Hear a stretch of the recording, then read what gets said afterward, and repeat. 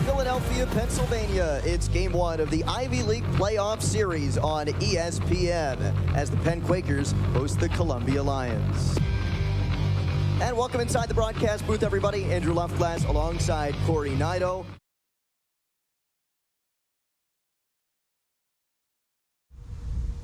He swings and lifts one right center. McGonigal high and deep and tied. The freshman knocks it up with his first career long ball. 3-3 in the seventh.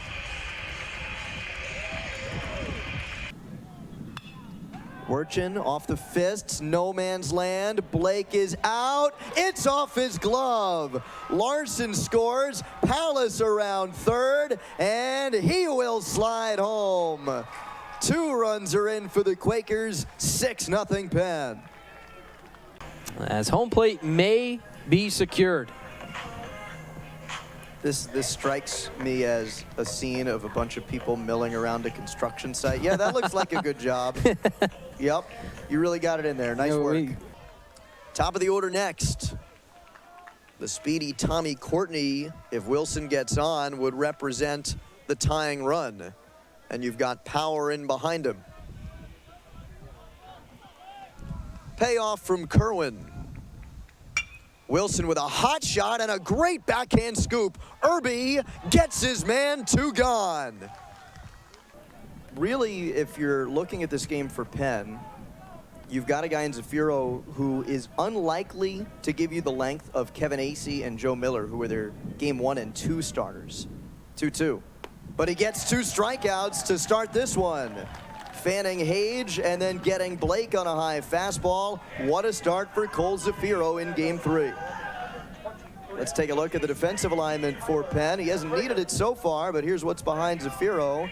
A win or a Dartmouth loss puts Penn in the Ivy League Championship Series. And they have 4 runs, 4 batters into the ballgame as Ben Miller comes up. Swings away, he lifts that one. High and deep, left center field, back-to-back on 2 straight pitches. Hernandez and Miller, 5-0 Quakers. Wyatt Hensler's coming up. He airmailed one yesterday for his Penn record 14th home run of the year. Check this out. See that billboard? That ball's up there somewhere. That one's yanked deep into the left field corner. Werchin Superman and made the catch. Oh, baby, what a play by the Penn left fielder. Edelson to Miller, who grounds it through the right side. Courtney around third. King coming home, not in time. A walk-off winner for Ben Miller, and the Quakers take it in 10.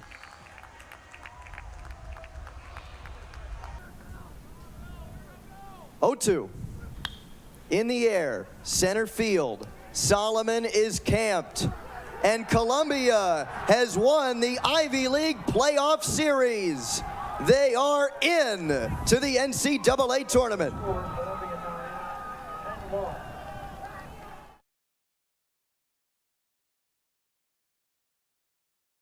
You mentioned 1 run's not going to win this game most likely, but when you give your ace of the staff, who's 3rd in the conference in ERA, 3rd in batting average against, an early lead to start this championship series, it certainly can give him a lot of confidence. Against the #1 offense in the Ivy League, and it's Weston Eberle to lead it off.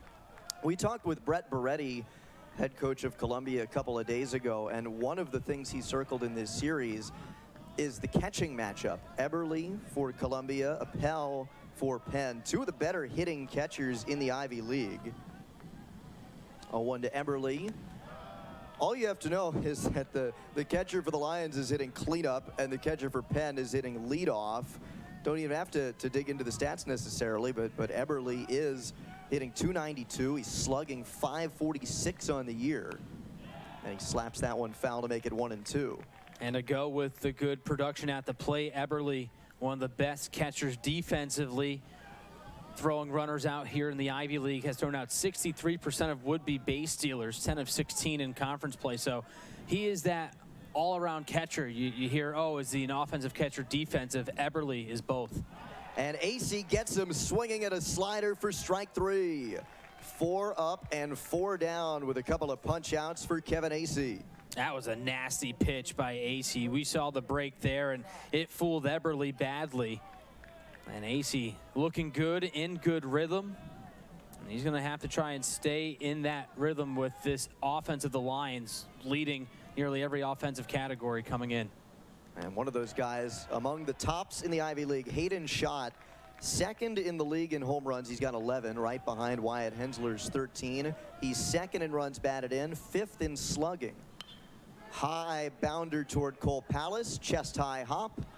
2 gone, and 5 in a row set down by Kevin AC to start it off. And I think AC looking for a little bit of a quicker inning as well here in the second after that long battle to Hayes to start off this game. He's attacking the zone, getting weak contact there, and a great start for the Penn ace. 6 pitches to get the first 2 outs of this second inning after a 17-pitch first. AC now takes on Anton Lazitz, freshman third baseman, attacking early in the count. Well, this will be interesting for Columbia. Lazitz, the rookie, starting at the hot corner. If Columbia has a lead late in games, they'll often sub him out for the more seasoned defensive third baseman, Jacob Phelps.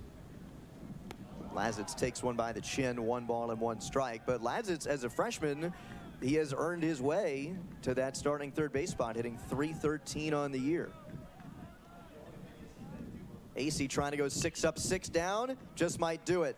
Larson, high throw, and Miller couldn't keep his foot on the bag.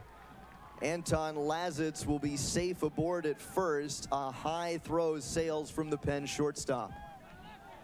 And that was a routine play. Larson would like to have that throwback, no doubt. It sailed a little bit. Miller doing everything he can to keep that foot on the bag, but the first base runner of the game now for Columbia. Can they make it hurt and tie this game up with 2 outs? And it'll be E.J. Krutzman to the plate. DH hitting .344 on the season. Penn up 1.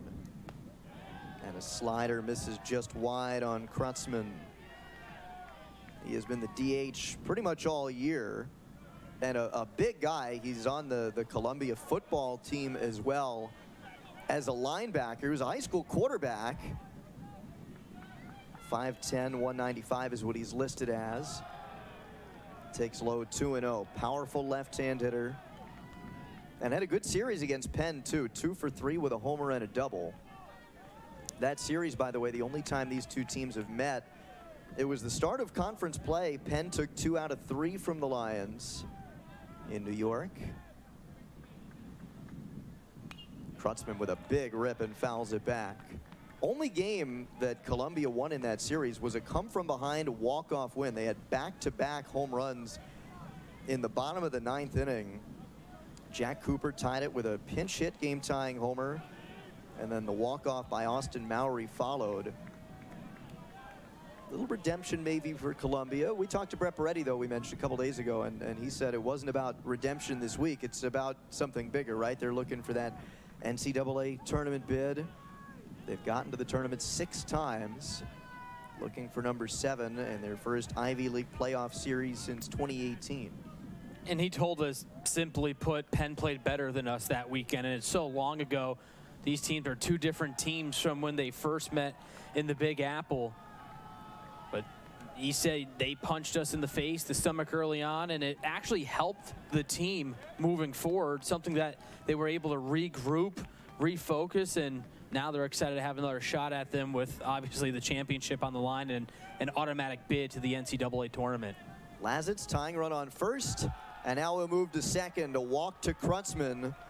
Kevin AC was almost out of this second inning, 1-2-3 to go 6 up, 6 down. Instead, an error extends the inning, and a walk pushes the tying run to second for Josh Solomon.